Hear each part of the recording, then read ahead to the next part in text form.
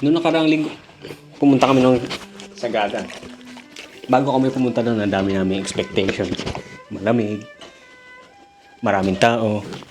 Dahil tabing bundok, syempre, mura pagkain dapat yan. Ano ba? Pero bago kami nakarating doon, ang dami pa namin pinagdaanan. Lalong-lalo na yung van ride. Grabe yun. Ano po kami sa ano? Kita ba tayo? Pangilang stopover na ba to? Pangalawa, no? It is now 6 a.m. Brought to you by ayun ko kung ilang oras yung malapit na sa Sagada, yung gewang-gewang na daan. Ewan ko kung 2 oras, 3 oras o 6 na oras yun. Pero grabe yun. Yung driver, halatang sanay na sanay, kaso parang nakakalimutan ata na may pasahero sa likod. Pero yung pagdating naman namin doon, may bumawi naman yung stay namin. So, sinuwerte lang kami doon sa pwesto namin, pero yun nga, medyo nakapagpaganda ng experience.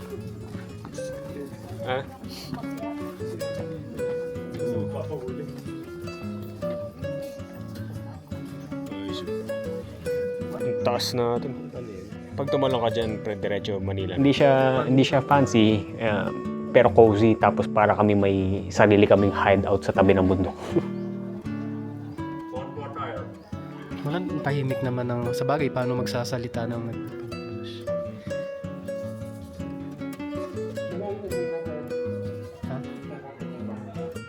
Yeah, medyo madilim. Teka, pero ito yung kwarto namin ngayon. Adjust. So may 4 kami, may 2 kwarto, 2 kama. CR. Heater sa Sagada. Kailangan niya. Simple lang yung kwarto, walang aircon. Ang pinaka-maganda dito sa kwarto namin. May hideout.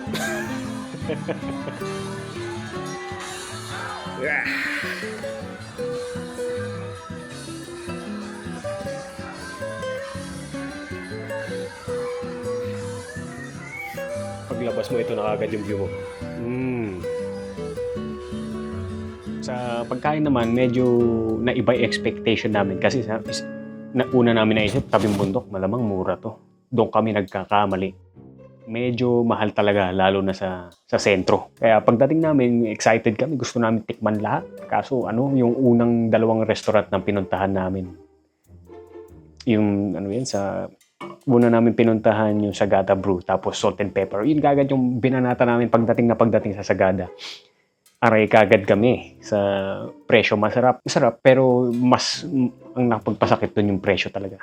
Yung na-try namin doon yung etag sisig at saka yung etag pizza. Yung etag sisig, masarap, pero para siyang sisig na may etag. Kaya yun yung pangalan niya, etag sisig. Pero parang yun na nga yun sisig siya na may chinap-chap ng mga etag. Yun. Masarap siya, pero parang kaya mong gawin yun pag bumili ka ng etag. Ewan ko lang. Baka ako lang nagsasabi. Pero ito.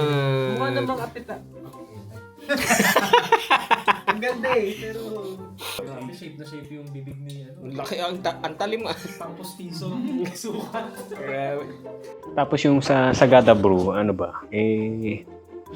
mahal yung pagkain. Tapos ang in-expect namin, yung Sagada Brew. Yun na yung parang ipinunta namin doon, kape. Mga mahilig sa kape, Sagada Brew. Ito yung sinabi ko sa video. Brewed coffee, taste test, number 1.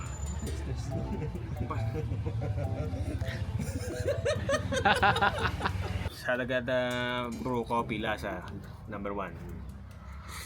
Hindi mo nakuha na yun? Sinabi ko kanina masarap. Oo, Tama na, okay na. Yung lasa, pre. Thank you po. Parang may sinabi ko. Salamat po. Parang may sasabihin ka na patras ka. Diba? Nasaan siya naman? Parang Spanish ba ito? Hindi naman ba Spanish? Dahil may staff doon na malapit sa amin. Pero ano ba yun? Medyo siya yung kape. Ganun. Ewan ko kung kami lang ni Vic ang may ganong opinion. Pero para sa amin talaga, mahal pa, 150. Hindi siya busog na busog, pero Hindi naman siya kulang na kulang. Pero, siyempre, yung presyo pa rin. Tapos ano ba, yung pinaka ini-expect namin, yung Gaia Cafe. Kasi ano siya na-feature siya sa isang palabas, Gaia Cafe. Ang ganda, aesthetic siya sa loob. Kaso yun na nga lang yung nagdala sa kanya. Yung view experience, pero yung pagkain, hindi naman sa parang nagrarant ako. Credit is credit due. Yan. Pero, ayun nga, yung mga ine-expect namin na talagang blown away by the underwhelming feeling. Except sa isa na pinaka hindi namin ine-expect. Yun yung parang masabi lang na masubukan mo yung mga staple.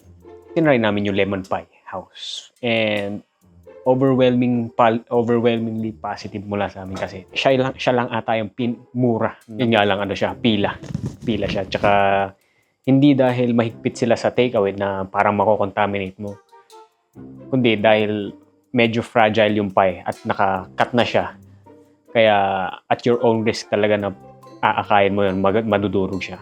Yun yung nila. Hindi naman sila yung nagdadamot na dapat dito mo lang kainin. Pero yun talaga, napakasarap. Kung yun na kasi pinakahuli naming sinubukan dun, at gahol kami sa oras, pero dapat yun pala yung una namin pinuntahan talaga. Hindi nakakauma yun. Wala sa itinerary namin yun, pero buti na lang pinuntahan namin.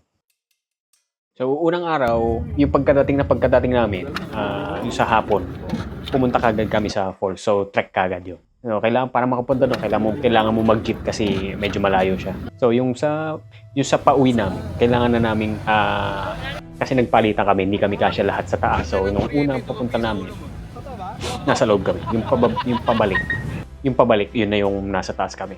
Thrilling siya kasi yung sigaw namin na nakikita nyo, thrill na may halong kaba. Kasi ito yung jeep. Ito yung daan, bangin na yan.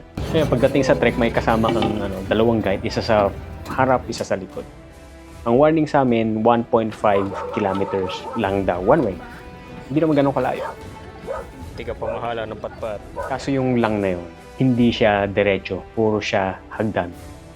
Yung pababa, yung unang punta mo doon, puro pababa na hagdan. Talagang pababa, parang tinabaybay mo yung bundok pero hagdan. Hindi masamang pakinggan, pero pag nandun ka natatandaan talaga ng tuhod mo yung experience na to. Ganda ng scenery habang bumababa, packet ka, nakikita mo 2 beses yung edit nito. Pero pagdating sa falls, parang yun na yung pinaka-reward mo. Tahimik, presko, worth it.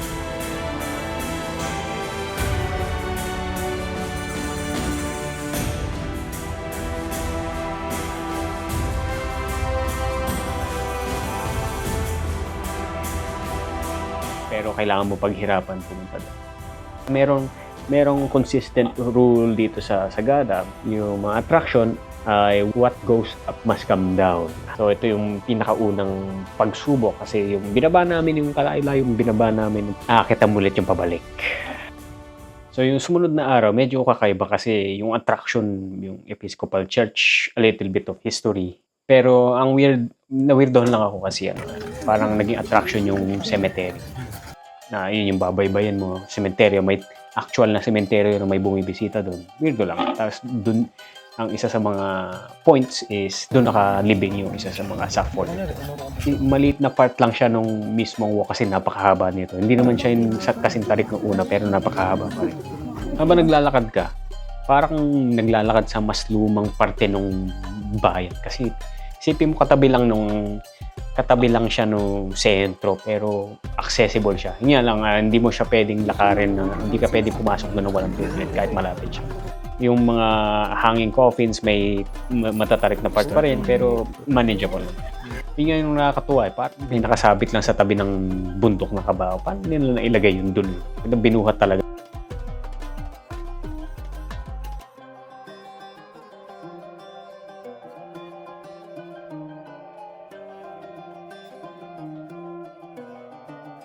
Kaya nyo naman nang i-search yun.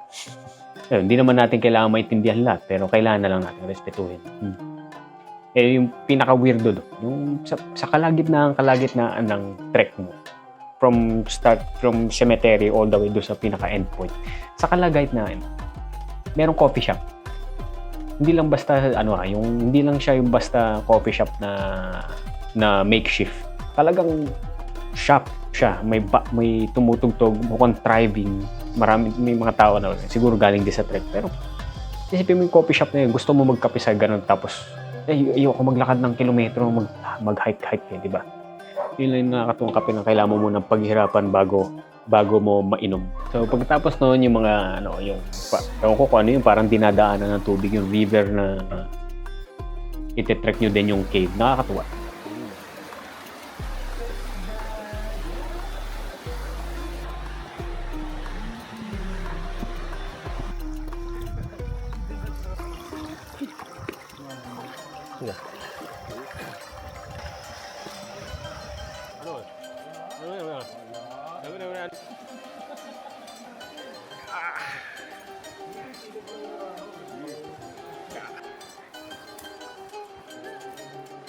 Ilaw.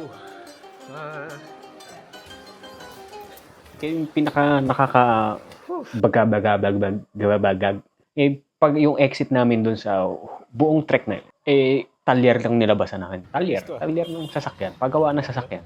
May maliit lang na tagusan doon sa gilid, sa loob, within the vicinity ng talyer.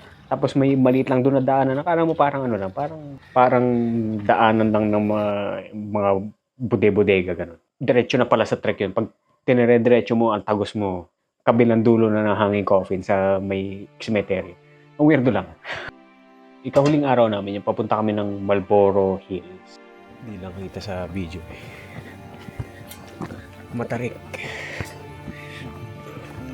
Masakit sa hamstrings. Pare ko.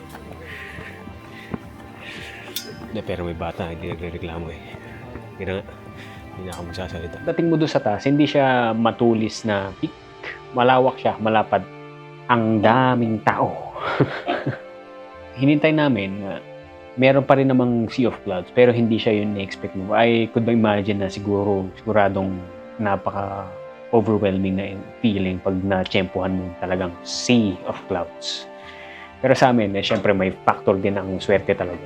Hindi siya ganun ka sea of clouds. More on para siyang puddles of clouds. Parang ganun. Siguro pag na-tsempuhan yun, ganda siguro. Pero yan, hindi ka naman magugutom doon basta may pera ka. Doon sa Marlboro Hills mismo, may mga tindahan na binibenta.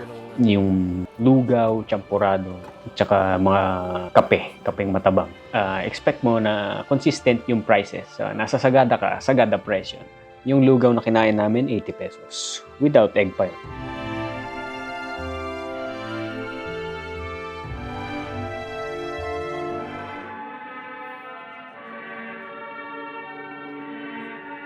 Pagkatapos yun doon sa Marlboro Hills, trek ulit. Pero hindi doon sa pinanggalingan nyo. Iba na yung exit nyo. Ito na yung medyo mahaba-haba.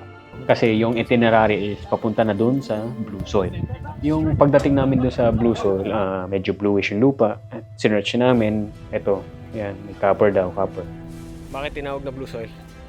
Hindi lang dahil kulay blue. Bakit naging ganyan? Naman yan. No? Pero kung ako lang magiging totoo lang ako, hindi ko siya isasama sa itinerary para lang makita yung Blue Soil. Gagawin ko siya for the trek papunta dun sa Blue Soil. Kasi along the way, madadaanan nyo yung mga scenery na dito nyo lang talaga makikita sa Sagada. Yung mga pine trees na sobrang tuwid na matataas na dikit-dikit. Ang ganda nun. Yung hindi mo ma-describe kahit gaano kaganda yung quality ng camera, hindi mo makikita. Iba talaga pag nasa personal mo siya nakikita, napakalaki, napakataas, napaka-majestic. Serene, kumbaga. Yun ang una kong naisip. Tapos meron pa yung parte na may Eco Valley ba yun? Ayun, for reference nga pala, ang binayaran namin ngayon, punta kami na ng February, ang binayad namin sa organizer, 3,600 ba yun? 3,600, parang 3,600, 3,700. Kasama ng accommodations doon, van transpo, at saka yung guide organized. Yun yung isipin mo, mahal ba yun? Hindi. Kasi, according to kay Chan dati, kung yung joiner ka dati, hindi siya organized. So, dun sa mga attraction, may minimum number of packs bago tumuloy yung tour. So, maghihintay ka doon. Unlike dito na dire-diretso na kayo, punta kagad kayo sa tour nyo. sure siguro kung makakatipid ka kung ikaw mismo mag-organize sa sarili mo. Pero yung convenience, di na bali ako magbayad basta convenient tuloy-tuloy. Kasi nakakapagod na yung trek, nakakapagod na yung lahat sa Sagada para mapunta mo yung mga attraction. Ayoko naman nang ipoproblemahin ko pa yung mga organization, tour. Kaya yun, okay lang, okay na. By the way, yung sa 3-6, hindi pa mga entrance, depende pa sa mga pupuntahan mo. So, doon sa mga sinabi kong pinuntahan namin, 1.5 or 1.6 ata binayaran namin para doon sa mga attraction. Bukod pa doon sa yung isang sinabi ko kanina. So, pag binalikan mo siya, hindi siya sobrang dramatic. Lalong-lalong hindi rin siya mura. Pero pinaghirapan mo yung mga nakita mo doon, pinaghirapan mo. Mula doon sa van ride. By the way, yung van ride nyo pabalik. Same way. Ganon pa rin. Di ba, Koy? So, mula doon sa van ride na sasakyan mo, sa mga hagdan na tatahakin mo, kung akala mong nasa bundokon, sa taas ka na ng bundok, meron pang mas itataas yan na kailangan mong akatin para ma-appreciate kung anong i-offer ni Sagada. So far, yun ang naging experience namin sa Sagada. So, until then, sa susunod ulit.